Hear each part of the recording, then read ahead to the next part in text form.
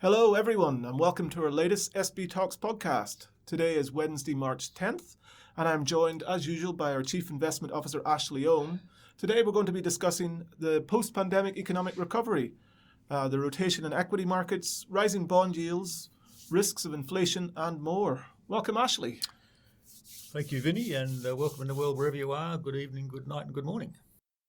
Now, Ashley, we're sitting here, 10th of March. It's almost 12 months on from the peak of the pandemic last year, virus spreading through northern Italy into other parts of Europe. US was about to close their borders. Yes. And hard to believe, but 12 months on, equity markets have surged back, in some cases past prior highs or close to it. The recovery has been driven by stimulus, but probably more significantly expectations of ultra-low interest rates. And some question marks have started to creep in that space, particularly with the longer-term bond yields starting to rise. Yes, this time, 10th of March, I didn't realise. This time last year, I was, if you had to pick three things not to do, I was on a cruise ship, 10th of March last year. It was an Italian cruise ship, and it was cruising around Brazil. So if there's three things you want not to do, it's be an Italian cruise ship in Brazil. So we got back a couple of days later and went straight into lockdown, into quarantine and lockdown, and then the hell broke loose and the office was shut and the borders were shut. But that's a year ago. Lots happened in a year. You think back, and we'll look back at this, and everyone will know in their lives what they were doing when certain events took place: the '87 crash, the 9/11 bombings, the lady die in the tunnel in '97.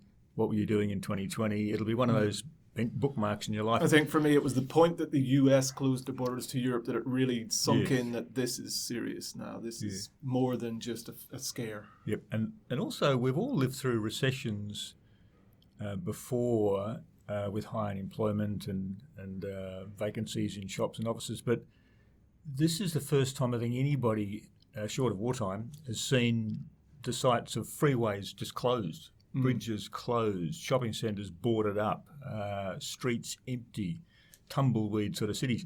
So that was something we didn't have that in the 80s recession or the 90s recession or even the mid 70s. So this is something that will affect the way investors look at asset classes. Particularly forever. Infrastructure assets. So in a usual recession, traffic might be down 10-20%. Suddenly the road was desolate. Yep, and the empty freeways, empty ports, empty airports. I mean, look at the side of the plains all in the Navajo desert, just thousands of planes lined up, sitting in the dust. Every airport in Australia, all the runways just lined with planes. So those sort of things are, that they leave an impression on asset classes that you wouldn't have seen since, say, the Great Depression left an impression on people's spending habits and borrowing habits. So for a generation. That's a whole generation that has now been... But despite all of that, markets quickly started the recovery. Now, that was very much the first shot in the arm was government stimulus, but interest rates has really been the main driver of that market recovery. So the world changed really in the GFC. That was the end of the deregulation, the small government, the small lower taxes, the privatisation, government getting out of the way. That was the end of that era, which is 80s, 90s and 2000s. The GFC ended that and it became big government, massive government deficits, massive spending. We've learned nothing in the last 10 years. So the GFC was all about debt, too much debt, different sorts of debt, complex debt. So, of course, the solution was everyone had to take on more debt. So 10 years later, everyone's got much more debt they had in 87. Well, nationalisation of a lot of debt.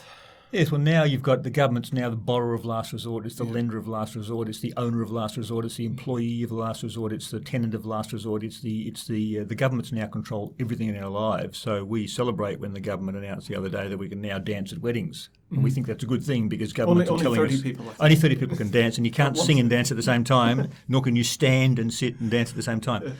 So the point is that we laugh about it now, but this is government control into every tiny minutiae of our lives, which somehow we've let happen.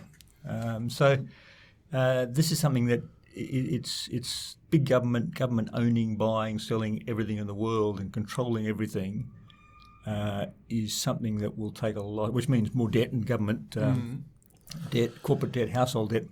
That will take another decade or so to get back to common sense where government gets out of the way and businesses employ It's probably people. a generational switch. It's going Could to be take a generational 20 years. I guess in the interim, the debt is there and it's piled up on the government's balance sheets, and therefore focuses intensely on what those yields are. And particularly in the last 6 months, we've seen, if we take the 10-year government yield as an example, a significant increase there from where we were 6 months ago, albeit that was at record low levels. Yes. So the idea is that governments are terrified, and I include central banks because central banks are just government johnnies. They do what they're told. Question marks over independence. They're not independent. They were independent for a few years in the 90s, and they were the GFC. They basically said, "Come into the room. You'll do what you're told." So governments have control over central banks, and they do things like they don't want to release stuff on the same day because it looks like the central banker in their pocket. But so they wait a week, and the RBA announces something a week later, which they should have announced on the same day as the budget, for example, in November, December. So they pretend to sound independent, but ultimately governments want inflation. Yep. Why?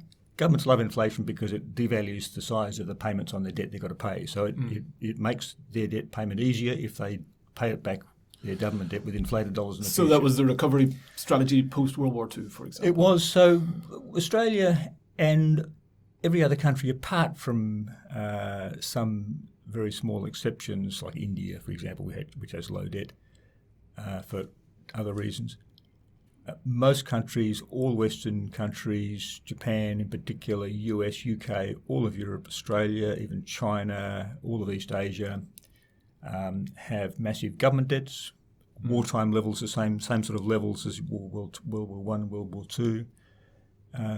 This time around, you've got household debt in Australia, particularly, which is off the charts in terms of human history. You've got high corporate debt as well. So the levels of corporate debt, household debt, and government debt are much higher than they were pre-GFC, much higher than they were pre-COVID, and they're on a par with wartime levels. Now, so even small changes in interest rates. The way to get out of debt is to inflate it away. Yeah. One of the ways you can pay it off or you can default, which Australia did in 31, and pretty much every country in the world, including UK, has defaulted on its debt sooner or later. That doesn't solve anything because then you've got to restructure the debt and pay back higher interest rates, and there's imposed conditions. And you look at Greece, for example, and affects Cyprus all your future borrowing and things of that and nature. Iceland. So defaulting on your debt's one way out, but it's not an easy way out. You can pay it back with the same dollars. That has happened in a lot of cases. The most likely way of getting out of debt at all levels, just government, corporate and household, is to inflate it away, pay off with devalued dollars in the future. So governments love inflation because they always want to get out of debt with paying it off with devalued dollars. So if you look at how governments got out of debt, including Australia, US, UK, out of the First World War, it was inflation driven by high population growth. Second World War, same thing. Australia in particular, very high immigration plan, high baby booms in the 1920s, again in the 1960s and 70s, baby booms which create kids and school kids and borrowing and spending and buying cars and houses and furniture, all of which is good for the economy, creates jobs. So are we going to have a demand-led recovery which creates jobs, incomes, activity, taxes to pay off the debt? The answer is probably not, because the world is not experiencing population growth. Certainly not in most parts of the world, Not in most parts of the world. Some are. Africa is. India still is, but it's slowing. China stopped growing, it'll decline. Europe stopped growing, it's declining. Countries with migration in Japan, for example, is declining, population's been declining for several years. So the hope that there'll be a baby boom which creates employment and growth and opportunities and revenues and taxes to pay off debt, that is not going to happen this time, because the world will reach about 9.5 billion people and start contracting in about 20 years' time, which has never before happened in history. History's always been perpetual growth in population, apart from massive plagues. But generally speaking, the way out of the debt in the last two big debt crises, World War I, World War II, was inflation due to population growth largely, demographic growth largely. The other major baby boom at that time. So I guess if you take Japan then as sort of the early example test case of all this, they've controlled migration in a lot of ways into the country. They've had that. They've been early on the aging population curve and contracting population, and certainly they've been early on the quantitative easing curve. Yet deflation or inflation is not a concern. No, for them. Japan is dying. Its bubble peaked in the end of '89. Population peaked. It started to fall. Massive debts are still far and away the highest government debt to GDP in the world in Japan, and rising with all the spending. They will never pay it back because they simply don't have the population growth and the economic growth and the tax revenue-based growth to pay it back. So it'll increase forever. Almost all of Japan's government debt's owned internally by Japanese pension funds. So the way it'll be solved is pensioners will just accept lower pensions. There'll be an internal restructure of debt, and pensioners in Japan will accept lower pensions, which is fine. They're still ultra-rich, so they'll be fine as a country.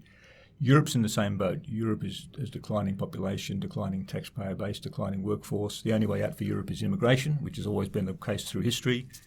Immigration is not going to be the case. You've got too much not xenophobia. politically popular after what was tried in recent years. No, so Merkel, to her credit, was a great leader, post reunification, but she basically ended the Europe dream of this vast, happy place where people come and live and work and play. The austerity that Germany imposed on Europe, even particularly post-GFC, basically killed the economy, created xenophobia, created inequality, created all these political parties on the extreme right and left. So that's her legacy for Europe, basically the end of the European dream. So the only way out for Europe is immigration. It ain't going to happen. You'll be beaten up in the streets on the borders if you try and take people from Iraq and Syria, etc. So that's stopped. So Europe is in the same boat as Japan. It's just somebody switch off the lights. Nice place to live, nice place to work, nice cathedrals, but it ain't a place to go and do business or to. So the picture you're broadly painting here is one of not a lot of pressures for inflation across the world. There is. There's one of the great causes I said was demographics, population growth, employment, borrowing and spending to buy houses and put kids through school and buy swimming pools. That demographics is one of the great predictables. You know when someone's born that 20 years later they're going to be 20.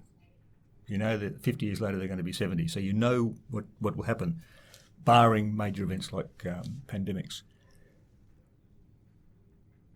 The thing that drove the growth in economies through the 60s, 70s, 80s and 90s was people like you and I borrowing to spend, to renovate houses, to put in pools, to put kids through school, to buy cars. That's finished.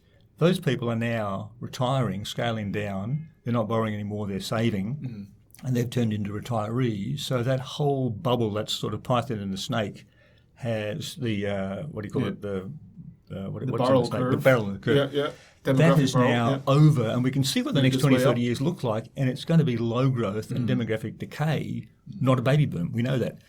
It's not all bad news. The other thing is that you look at the great inflation spikes through history, and almost all of them were to do with money printing, and largely almost all of those were to do with wartime money printing by governments. Governments to finance the war effort. Always have to raise money quickly to buy stuff to throw at other people in a war. You haven't mentioned rocks yet. Well, rocks, we got rocks. Australia does well out of wars because we've got rocks. Wars basically are people throwing rocks at each other, rocks in the form of planes and ships and bombs. What are they made of? They're made of rocks, dirt in the ground. What do we got? We got rocks. So Australia does very well in wars. So one of the great inflation triggers in the world throughout human history, for thousands of years, literally thousands of years, going back to the Peloponnesian War and every war ever since, Napoleon, Civil War in America with the greenbacks in the 1860s, they were all to do with financing, governments having to finance wars quickly, to print money quickly to buy stuff. You look at the inflation through the 70s, it wasn't the oil spikes in 73 and 79, it was the government spending boom, particularly in America, the tax cuts, the JFK tax cuts, and then the LBJ spending programs in the war, in the Vietnam War build-up. That was the engine of growth in prices through the 70s. And then you've got price wages spirals with Nixon and Whitlam, etc., so which created cemented into a spiral. Those were created by largely wartime and nation-building spending programs and tax cuts through the good years, which resulted in inflation 10, 20, 30 years later. So today we are going into, we haven't started now, but we started probably, the trigger event was probably Trump's trade wars in 2018. We've got this China versus US Cold War, which will lead to, we're already seeing a rise in military spending across the region and in the US, even in Europe, even in Japan, rising military spending. On top of all the social spending for COVID, which is a bit of a blip, but without COVID, this was going on anyway. So we've got a trade war, we've got an IT war, we've got a privacy war, you've got the Huawei war going on, you've got the antitrust law wars between, say, Europe and China and America and Australia and Canada and the UK. So this is a Cold War, not unlike the 50s. Massive debts, which we've got now thanks to COVID and GFC. But in the last episode, it was World War II, and before that, World War I. Doesn't matter, there's debts there. Then we have a Cold War period where governments have to borrow a lot, but they want to keep interest rates low. So they use this little thing called financial repression, which is nothing different to what it was in the 50s. The RBA pegged bond rates then, and it's pegging bond rates now. They control lending by direct controls on banks like they did in the 50s and 60s, like New Zealand is doing now to stem the housing bubble. So we're entering a period which is very similar, massive government control of everything we do, governments keeping interest rates low so people can borrow up and gear up. Why? I don't know, because debt apparently is good. Well, the theory is that debt's good because you then invest in stuff. Hypothetically, it's invested productively to grow. But where's the debt going? The debt going is the bubble assets. So that debt's not going into employing people. So you've got a Cold War, military build-ups, and that will be inflationary, and you're already seeing that in prices at the moment. So some of the early inflation indicators are now ticking upwards. Now, do you see that is that raising any red flags for you? It is. So basically, the most common question I get these days in the last 3 or 4 months, but didn't hear of it for the last 6 or 8 years, inflation. The question now is, will we get inflation? And the answer is 100% yes. We'll get inflation, absolute guarantee, because central bankers and their government masters in every country around the world have vowed to do whatever it takes, all sorts of wacky, silly experiments until they create price inflation. Because their governments need to get out of debt by deflating the value of the dollar they pay back the debt. So governments have to inflate, i.e. debase the currency in order to pay off the debt. It also has other effects. It also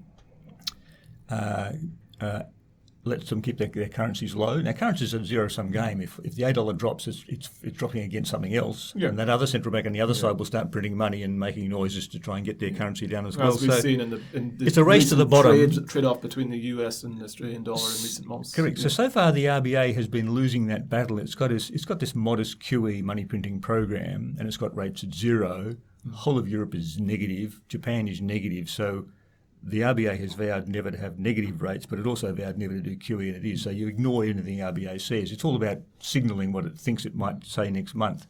Ignore the actual promises because they're not promises, they're just aspirational goals. So money printing is done to keep interest rates low and to keep bond yields low, to keep people borrowing. And it's also done to keep the currency low. None will work, neither will work. So at the moment, the title of my report this month, or which for March, was "Economy's doing great, but there's a dark lining to the silver cloud." Yes. So this is where economists love to talk about economic GDP, numbers, output, income, growth, etc. Investors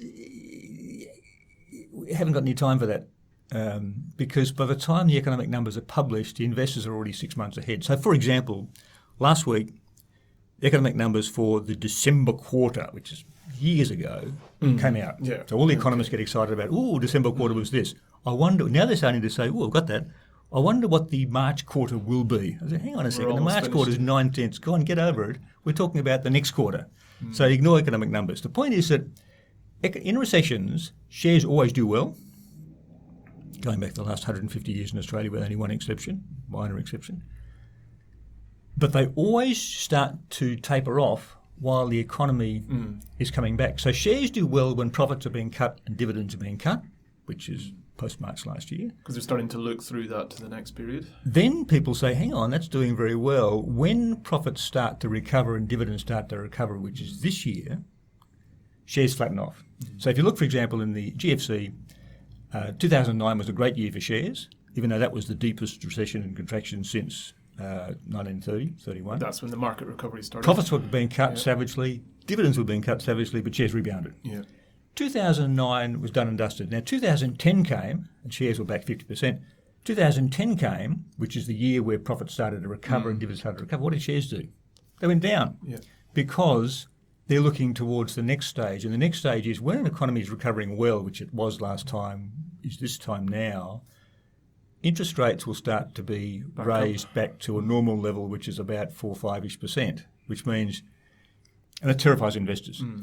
10 years ago, cash rate in Australia was 4.75, which is like 20 rate cuts away. And people get terrified at the thought of 3 rate hikes away.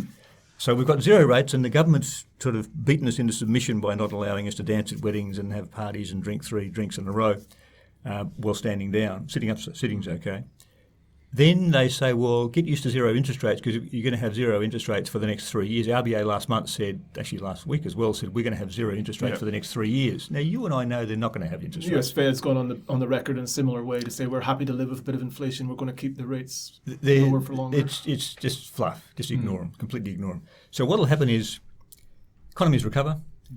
The economy will have to return, in order to keep inflation in tow, will have to return to cash rates of around about 4-ish%, 3 or 4%. Now, there's a lot of debate about what the normal cash rate should be. Bank rate. It should be. It should be the real growth in the economy is, say, 2-ish%. That's very modest. 2.5%. Where's growth come? Comes from 2 things: population growth, 1 to 1.5%. When the restrictions are lifted, and productivity growth. So population growth is more people doing the same stuff. And that's about 1.5%, has been for a century or more, will be for the next century in Australia. Based on migration more than anything else. Productivity growth, which is more people doing more things. So you've got more people doing the same stuff, it's population growth. And you've got people doing more things with the same hours, which is productivity growth via technology and innovation and infrastructure, etc. So that's going to be around 1.5%, 1.5%, which is very modest as well historically. So that's your real economic output pie growing at around about 2.5%, 3% per year, a normal running rate. Now, inflation on top of that, let's say they target inflation at 1.5%, 2%. You add that to your real pie growing, which is around about 4-ish%, 4, 5, 4.5%, say 3 to 4%. So in order to prevent inflation, price inflation from rising in that environment, you need cash rates around about the same as your growth of your pie, which is about 4-ish%, 4 or 5%. So if you look at the last 1,000 years or 100 years in Australia or so, the cash rate's been around 4-ish%. Inflation's been around 4-ish% for the last century. So that's all well and good, but you tell that to somebody who's borrowed $3 million at 2%, and they say, well, hang on, you start thinking about a mortgage rate of 6%, 5%, which is normal. And your analysis they get terrified. All of a sudden they're bankrupt. So it's the mindset that the government's created. They've created such a mindset that they control every part, how many meals you're going to have a day, what colour socks you wear, can you dance at a wedding. They've set that scene so they control everything. They've said get used to 0% interest rates forever and 2% mortgage rates forever. Everyone knows that the mortgage rate is going to have to be looking at something like 4 or 5% in the next 3 or 4 years. And the thought of that terrifies people, and everyone panics and sells stuff. Well, you got a 10-year bond yield that was down probably as low as I think 0.6 in Australia and got US. Up to high, we're into the 1.8, 1.9 territory at a stage there. Markets have definitely started to price in. I'm not saying return to normal, long-term normal, but moving away from extremely low interest rate outlooks. And share equities have had a few wobbles on certain nights where that's sort of been the headline, and then quickly seem to have brushed it off and moved on. How are you feeling about portfolios, given that you're saying that prevailing view, or what had been the prevailing view with regard to interest rates, probably should be changed? Well, it's been a battle. The central banks of the world have been told by their masters to keep bond yields low so the governments can shovel out money at low rates, sell bonds in the market. The RBA is like every other central bank, but the RBA is actually buying every day more bonds from the government than the government's issuing. So it's actually contracting the supply of bonds. Hopefully that will crunch yields. Australian 10-year government bond yield in Australia got to 0.6, 60 basis points this time a year ago. almost a year ago. Yeah. And it got to, I think today's 175, but it got to above that. So it's risen about 1%, 1.2, 1.3%, which sounds scary. US has done the same thing. US has risen from 60 basis points, bit below 60 basis points to 150, 160 today, 100 basis points.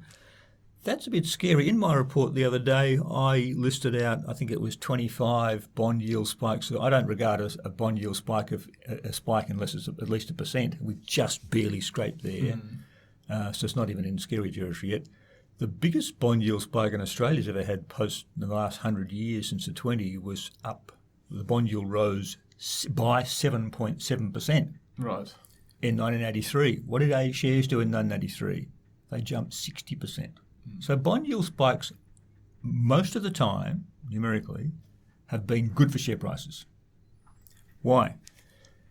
Because the textbook says that the 10-year government bond is a benchmark risk-free rate, and therefore every analyst in the world, in every company in the world, has a little spreadsheet which says discount cash flows in the future, and you discount it by a number. What's that number? If the answer is it's the 10-year bond yield plus a margin for risk. So every analyst in the world will tell you that if you raise the discount rate, you raise the bond yield, that'll reduce asset prices by definition, because asset prices are priced on the basis of discounted cash flows in the future. So in theory, a rising bond yield raises the discount rate at which you discount fast cash flows, so that drive down asset prices. So every asset in the price of the world is now worth less because the bond yield's gone up. And the argument would be over recent years that the reverse has happened as the yields have come down. In the last 100 years, we've gone through various phases of rising interest rates and falling interest rates. Over the last 30 years, you're right, we've had this massive contraction in interest rates from 10, 11, 13, 14, 15% down to zero around the world, and that means that asset prices have done well. So therefore, if you raise interest rates back to 5%, that'll crunch asset prices by 50%. In theory, yes. In practice, it hasn't worked that way. In practice, what happens is what's driving bond yields to rise is rising expectations about economic activity, employment, jobs, revenues, taxes, profits, dividends, which is good for share prices. So more than half of the last couple of dozen bond yield spikes in Australia over the last 100 years, more than half of those have been accompanied by positive share prices. Because what's driving the bond yield rise, rising expectations about growth, is also driving share prices higher. There have been cases where bond yield spikes have caused share sell-offs, and they are around wars. Korean War. Significant spikes in a very short period of time. So they are to do with massive government money printing to finance wars, and the last one was Vietnam. Before that you had 1950, 51, 52 in North Korea, the Korean War. Before that you had the Second World War. Before that the First World War. They are wartime spikes where governments massively print money to finance big spending programs like COVID, like the war. So the bottom line is that we should, as investors, we should always have in mind that the long-term cash rate in an economy like Australia is around about 4-ish%, like it has been for the last 100 years. So to get there from 0 to 4 at 25 basis points per hike, that's a dozen or more hikes. That sounds scary, but in the past cycles of rate hikes, for example, in the China boom between 2003 and 2007, we had about 14 rate hikes. So, and as we had in the US as well, and Europe and the UK. So having a dozen rate hikes is not unusual. What did shares do to that period? They doubled or tripled because that was a boom. So in the next period, which might be in the next, certainly this year, central banks will start talking about the need to scale out of QE, and there'll be QE taper tantrums like we saw in 2012 with Bernanke, like we saw in 2013, like we saw in 2017 and 18 with Yellen. So we'll see the same thing again where people get terrified of the idea of rate hikes and start to say, well, hang on a minute, it's not that bad. That means the economy is running so well, the government's got to start hiking rates. So it's it'll certainly mean volatility like we've seen in the last few days. More periods of lot of false starts. Fear on the forecast rather than the correct. So a lot of false starts. Yeah. So we'll see. If you remember in 2018, Jerome Powell and the Fed shares in 2018 in the last quarter, particularly December, tanked 25%. It was like a COVID type sell-off, very rapid. Month of December, the US came off 20%. Yeah. So December 2018 was the US's worst December since 1931. So that was a serious. People forget about it now. It's pre-COVID, so this is fog pre-COVID. But 2018, the Fed raised rates 4 times, from December 17, Jerome Powell at the Fed, rate hikes all the way through to December 2018. The fear, 4 rate hikes sounds serious, given that it started at 0. He'd scaled out a QE, which they've got to do again, which was scary. Markets did well. He's then hiked rates because the economy was running at above 2%, 2.5%, and inflation was running above 2%. So he hiked rate 4 times, and markets fell off 25%. What happened the next month? Bounced back. Well, he also came out to clarify, I guess, their intentions of where they were going to go. Correct. So that was an example of the Fed being so terrified of the idea of asset prices falling, people would feel it'll be a reverse wealth effect and start to cut spending and put off staff, that they changed course on the 1st of January 2019 and suddenly said, well, I'll stop doing that, I'll start rate hiking, which they did during 2019. So the idea that governments, more so than most times outside of wars, have control, even the little phrases of the words, they can quite deliberately move markets. They're terrified of something going wrong. The drama of the change of modest tapering to moderate tapering is burnt into their memory. So what will happen over the next couple of years is that central banks will know they've got to bring rates back to 4-ish%, or thereabouts, from 0. They know that. Everyone knows that. They're terrified because their 0 rates have deliberately caused people to go out and rack up more debt, including governments, corporates and households. Yeah. They will be terrified of saying, how do I get out of this debt problem without panicking markets with the thought of a dozen rate hikes? It's just scary.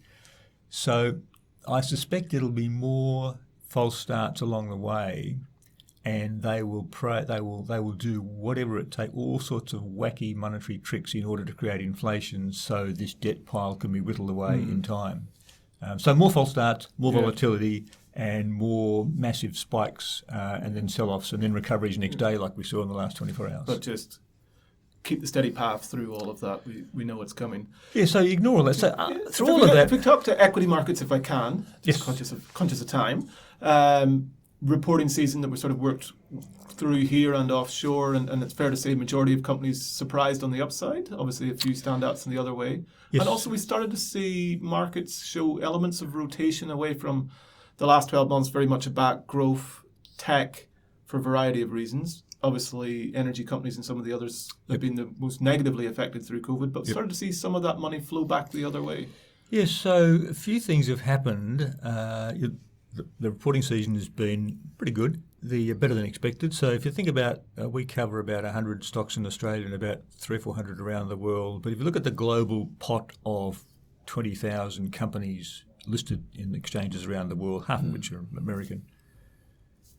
In 2019, pre-COVID, the total profit pie in US dollars for the entire listed stock market in the world was a fraction short of $3 trillion profits after tax in whatever countries. That was pre-COVID boom, $2.98 trillion US. 2020 just gone, that contracted to 1.7 trillion, 1.8 trillion.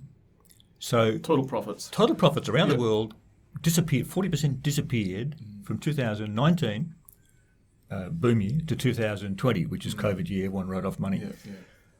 So that was a $1.1 trillion contraction in profits, which is like 40% of the total profit pie. What did shares do? Soared through it all because they were expecting profits to recover, which indeed they have. Looking beyond what happens in 2020. Same as GFC, massive profit contraction, dividend contraction, but the rebound in 2009. This time around, we have the January profit season, which is the fourth quarter, December quarter in US companies and some European companies and some Japanese. And we have February in Australia, which is our half-year reporting season for the December half-year. And most companies have a December or June year in Australia. About 80% of those profit results in both the US season and the Australian season, about 80%-ish were better than the analysts and their own forecasts suggested. So that meant that the previous 6 months' worth of forecasts were too pessimistic, and they were beaten in some cases, like the oil and gas companies are still writing off billions for stupid reasons of their own making. Can't stop them making stupid decisions. all these LNG projects they write off and mega projects, blowing up mines and that sort of stuff. But by and large, almost without exception, the profit results in Australia, Europe, and particularly the US were better than expected, which means that share prices, well, despite all the volatility, share prices are still up for the month of percent, and they're still up for the quarter by 2%. Yeah, and we've seen the banks make large provisions there that they've now obviously over-provided for and can start to wind that back. So in Australia, the banks and around the world were put caps on the regulators put caps on their dividends, and they made massive provisions for these debts that are still in the system now. And they're having now to write back some of the bad debt provisions, which will produce more profits and more dividends in the coming year, which is 2021. All book entries. There's a lot of... There are... On the surface, it seems as if the bad debts have disappeared. In practice, a lot of it's hidden by government welfare cover-ups, like JobSeeker, JobKeeper, and all those funny programs they've got. In reality, there's a lot of debt which is bad and it's been refinanced, and it's a lot of bad lending. Wherever you see lending growth that's extraordinary, you see bad lending and poor quality. And a lot of that's being covered up by all these welfare programs. So there'll be a lot of green seals that explode. So the reporting season's good, and the underlying bad debts in banks have been over-provided, which means they're going to write back into profits. Suggesting there's a little bit of reality still checked. There's a lot. Particularly, I guess, some of those retail. The tidal wave of bankruptcies has been held up by welfare. Yeah. And that welfare is not affordable for years and years and years. So countries, including Australia, are going to have to take down that welfare wall, and the tide's going to come over. And when tomorrow, a year ago, is Tsunami Day, and you can all remember the massive waves of water across the plains of Fukushima.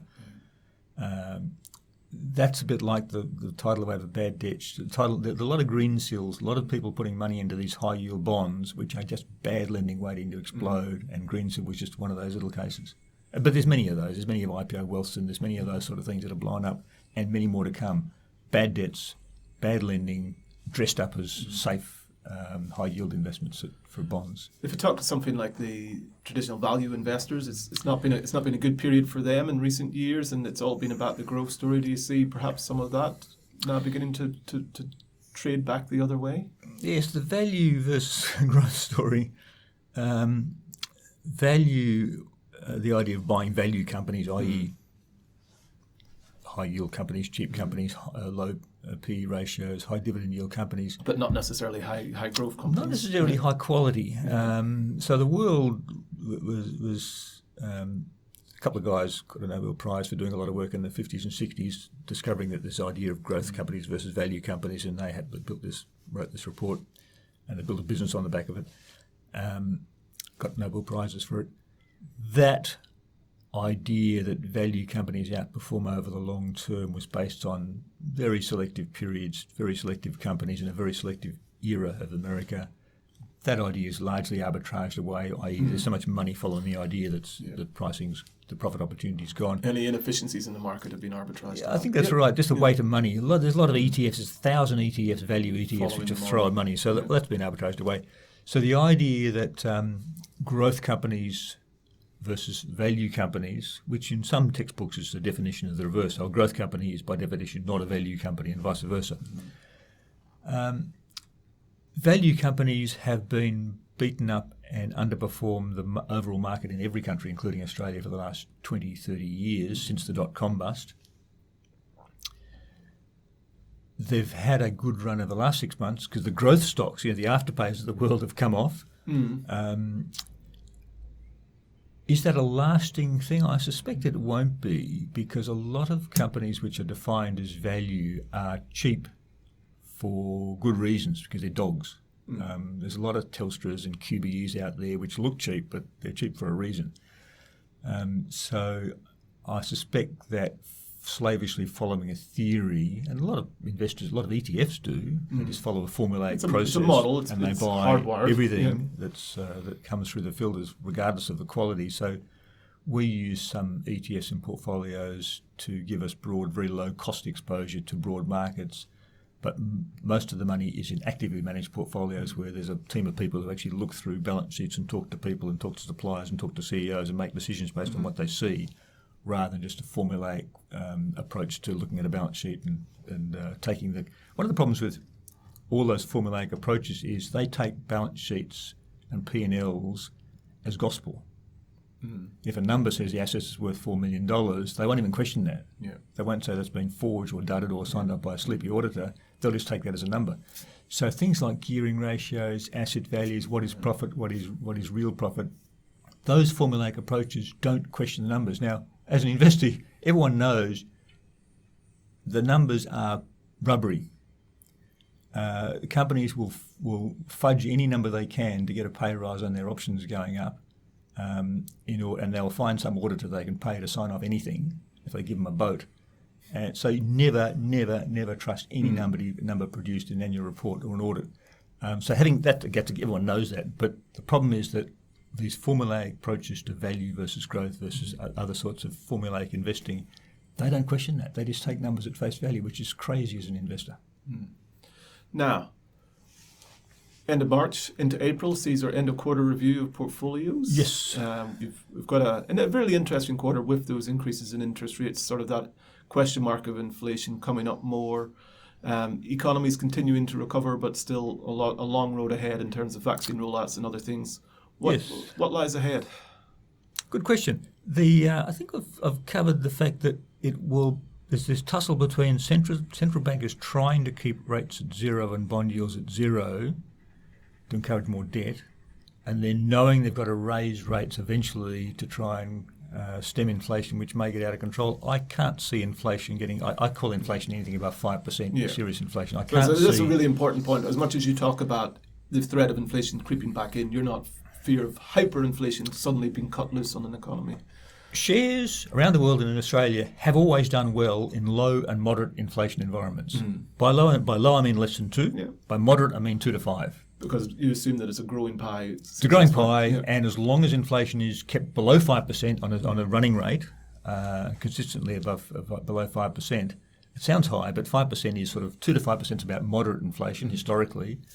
As long as they keep inflation within that range, which is well above what it is now, that generally speaking has been good for share prices. Share prices do very poorly when inflation's high, 5% plus.